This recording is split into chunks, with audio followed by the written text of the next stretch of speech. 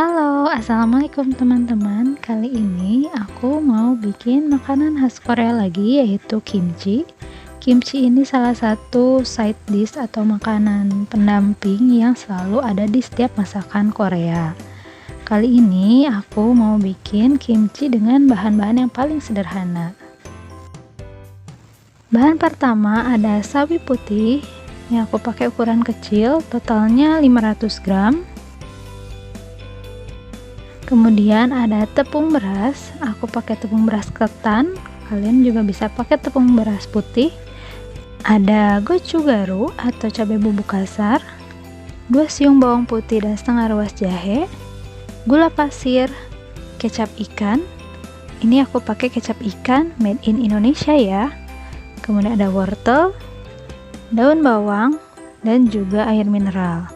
Untuk resep lengkapnya bisa dicek di description box. Pertama, kita potong ujung sawinya, kemudian kita belah menjadi 2 bagian. Kalau ukuran sawinya lebih besar, mungkin bisa dibelah menjadi 4 bagian ya. Atau kalian juga bisa memotongnya menjadi ukuran yang lebih kecil, agar dapat mempermudah dan mempercepat proses pengolahan dan saat mengkonsumsinya nanti. Setelah selesai, jangan lupa sawinya dicuci bersih dengan air yang mengalir. Oh ya, hampir lupa, salah satu bahan yang tidak kalah penting itu ada garam. Jadi, setelah dicuci bersih, selanjutnya masuk ke proses penggaraman.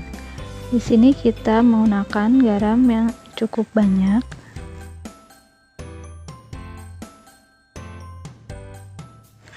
Fungsi dari garam sendiri yaitu sebagai bahan pengawet alami. Selain itu, sifatnya yang higroskopis atau dapat menyerap air, menyebabkan kandungan kadar air dalam sawi berkurang. Karena kandungan air pada sawi berkurang, menyebabkan tekstur sawi menjadi lebih lunak atau layu. Garam ditabur hingga rata ke seluruh permukaan dan lapisan sawi, kemudian didiamkan di suhu ruang selama 30 menit sampai 1 jam. Sambil menunggu sawinya layu, kita siapkan dulu bahan isian atau bahan campurannya. Iris-iris wortel seukuran batang korek api. Kalian bisa mengirisnya menggunakan pisau seperti ini, atau bisa juga menggunakan alat serut khusus seperti ini, agar ukurannya lebih seragam. Oh ya, jika kalian mau bikin kimchi seperti pada umumnya, kalian bisa tambahkan bahan campuran lainnya seperti lobak, pir, atau apel. Tapi karena kali ini resep kimchi sederhana, jadi aku cuma menggunakan wortel.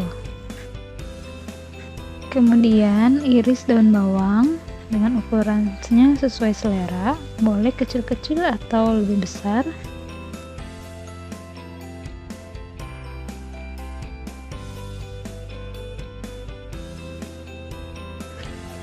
Setelah selesai, kita sisihkan dulu semua bahannya.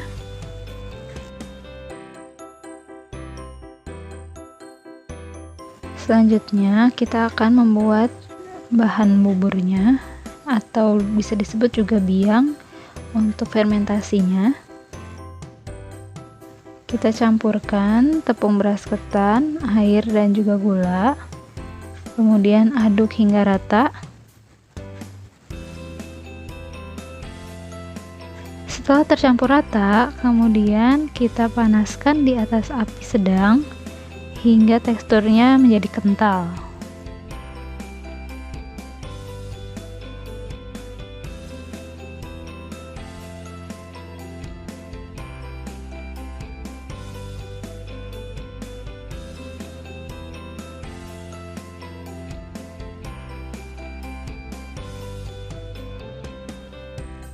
Oh ya, di sini aku tambahkan air sekitar 50 ml karena merasa buburnya ini terlalu kental dan agak sedikit padat.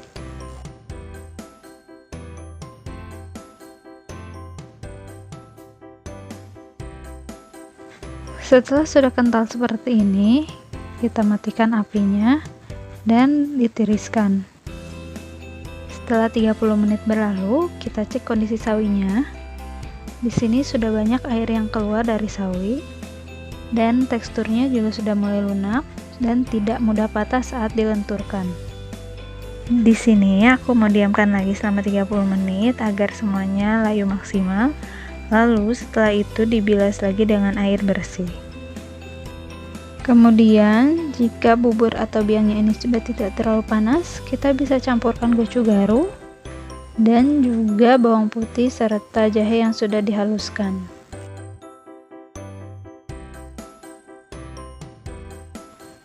Aduk sebentar hingga cukup merata.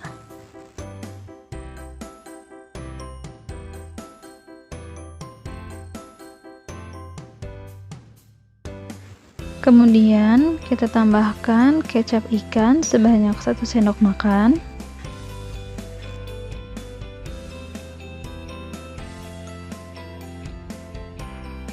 Masukkan juga potongan wortel dan juga daun bawangnya.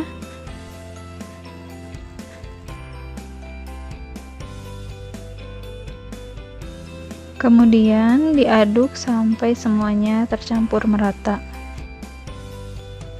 Oh ya, kalau menurut kalian hasil adonan atau pastanya ini belum cukup merah, atau mungkin kalian suka kimchi yang pedas, kalian bisa tambahkan lagi gochugarunya ya. Jika pasta cabai kalian sudah siap dan sawinya sudah dibilas lagi dengan air bersih, kita siap membuat kimchi. Jangan lupa disediakan kontainer atau wadah untuk menyimpan kimchinya ya, serta menggunakan sarung tangan agar tangan kalian tidak panas saat membalurkan pasta cabainya. Atau kalian juga bisa meratakannya dengan sendok.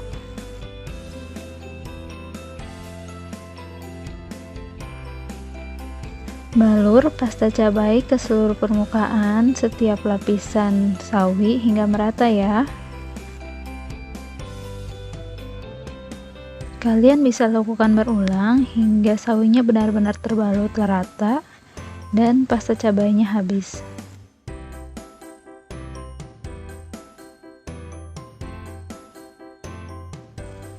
Jika sudah selesai, kalian bisa simpan kimchinya ke dalam sebuah kontainer atau ke dalam wadah yang memiliki penutup.